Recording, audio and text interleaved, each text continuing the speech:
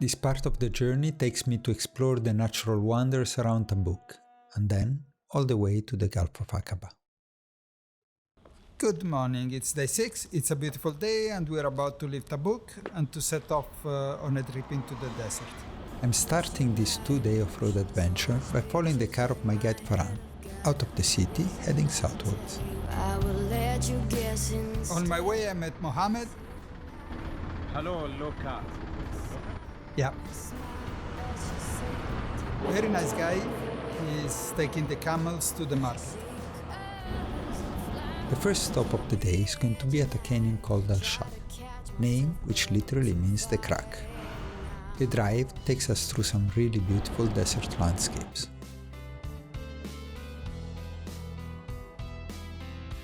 We soon leave the road for a short drive on the sand, and then across a lava field. Our destination emerges in the distance, and when we reach the edge of the canyon, I'm confronted with one of the most impressive natural sights of the region. We move on and return to the main road, heading northwest. Wadi Dham, our next destination, is one of the most scenic desertic areas of the country, and it is situated about 100 kilometers from Tabuk. But first things first, it is lunchtime and we stop along the way to buy some food. What we found, it's a little traditional restaurant, which is in the middle of nowhere, and where we're going to take some food to take away and eat on the road.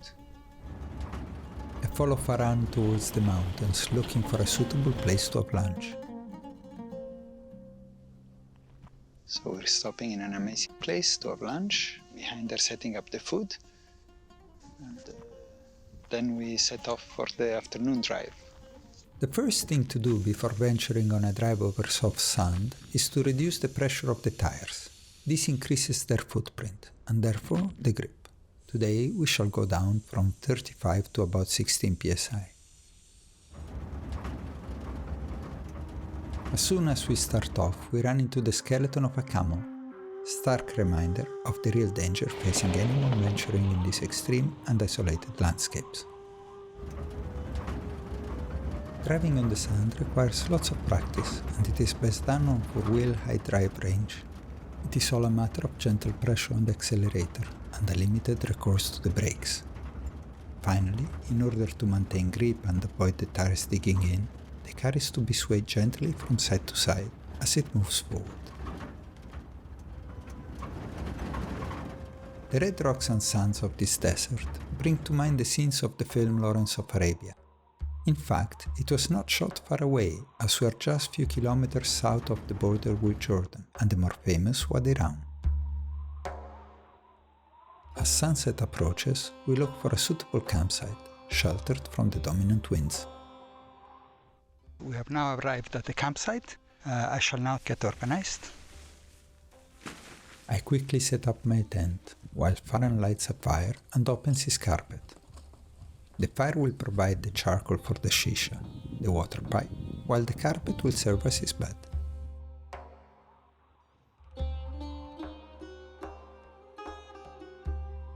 And now it's time to chill out, a bit of shisha, and soon we will start cooking.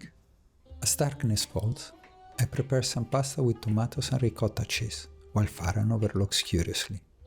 Nothing beats a warm meal before going to sleep in the desert. The night passed peacefully, and we head for an abandoned village at the entrance of the desert near Jibal Hisman. The wind whistles through the buildings as we roam around the empty and semi-destroyed houses. As a camel looks at us from a distance, Farhan urges me to climb a nearby cliff, where, to my surprise, I find a large number of rock carvings. There are Talmudic inscriptions, drawings of animals, men, and also a beautiful battle between soldiers on horseback.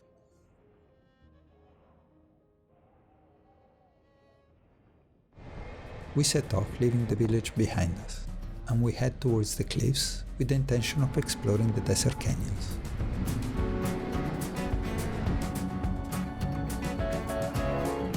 When you're driving in the desert, you should always keep an eye out for the guy behind you, because otherwise, you get separated. I guess my guide didn't do that, so I shall be waiting for a while until he realizes and he comes back. And sure enough, they soon realize I'm not following them, so they retrace their tracks and find me where I've stopped. That is why, if separated, one should just stay put and wait in order not to get lost. We are now in an amazing place where we're going to have lunch.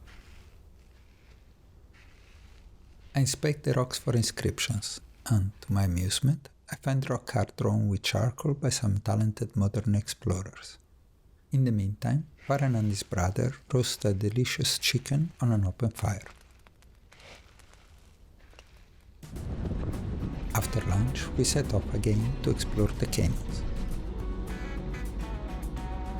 Farhan leads me to a welcome stopover in the shade of a cave, where we shelter from the heat of the afternoon sun. As another sunset approaches, we head out of the canyons towards our final destination of the day, where, after admiring a breathtaking scenery, we set up the camp for the night.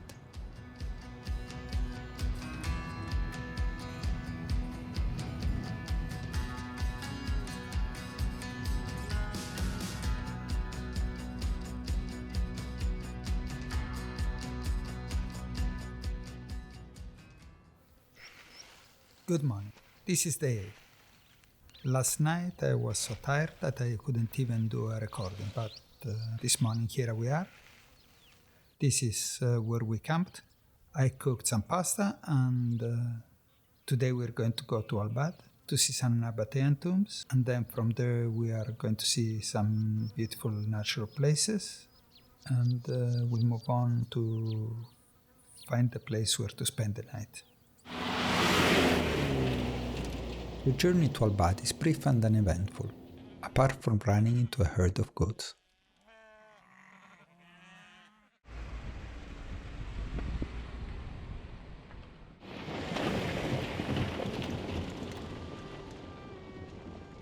The Naba Tents were an Arab population of merchants that developed a sophisticated civilization which flourished between the 4th and 2nd century before Christ. They are best known for their magnificent settlement in Petra, but they also inhabited this region, and these tombs and rock dwellings are their testimony.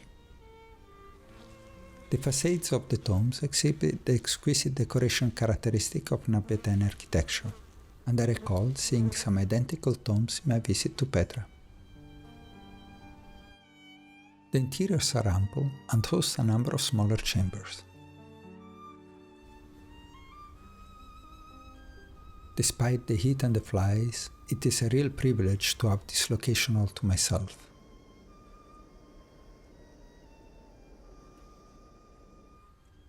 As a matter of fact, it is not really on a main touristic route, and many do not know that it has been recently reopened to the public. It is with enthusiasm that I set off towards the sea, looking for some refreshment after so many days of roaming the desert. Soon, behind a corner, I see the blue waters of the Gulf of Akaba. There, just across from the coast of the Egyptian Sinai, I stop on a beach to go for a swim. After lunch, I'm back on the road heading to Taib Al Issa, Moses Canyon, a wonderful place normally closed to the public.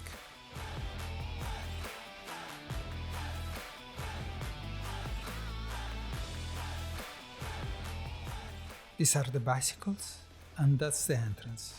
And here, the ocean.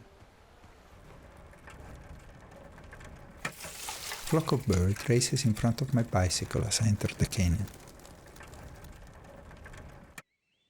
This is Wadi Dham. My friend and guide from Tabuk got me access.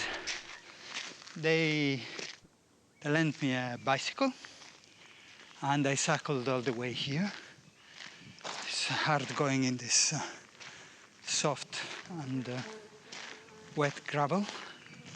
I will reach the corner so we see what's behind.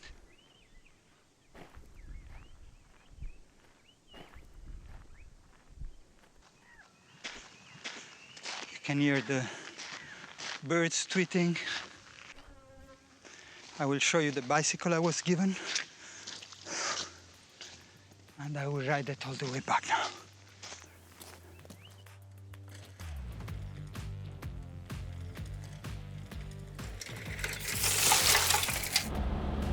I head back to Magna, where I still have one important place to visit before camping for the night.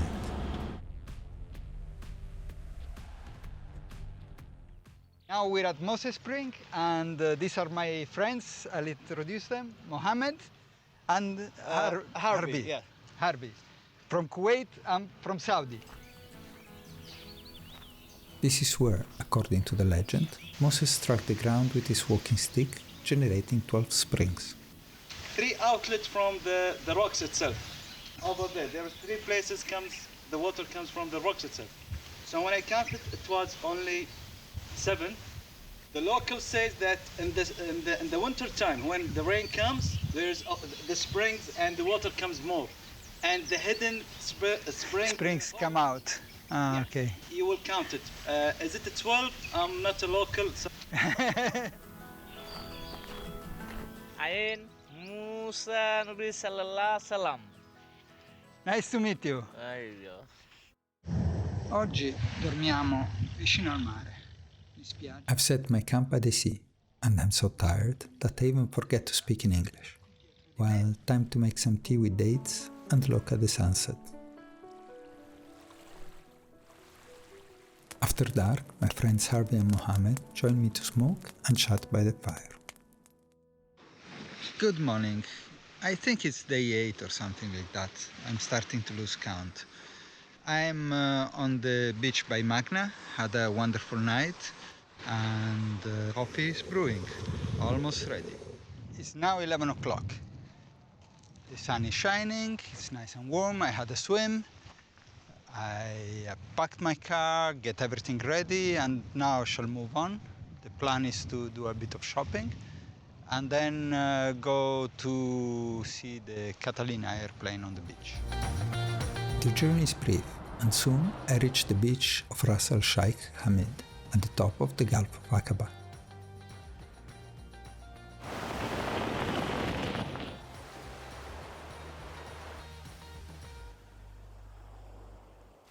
This beach is famous for the Catalina Seaplane wreck. It belonged to an American aviator that in the 50s restored it completely and then set off with his family for a world tour. For his bad luck, he landed in Saudi waters without the right paperwork, and the plane was confiscated. Since then, it remained on this beach, and now, 60 years later, this is all that is left.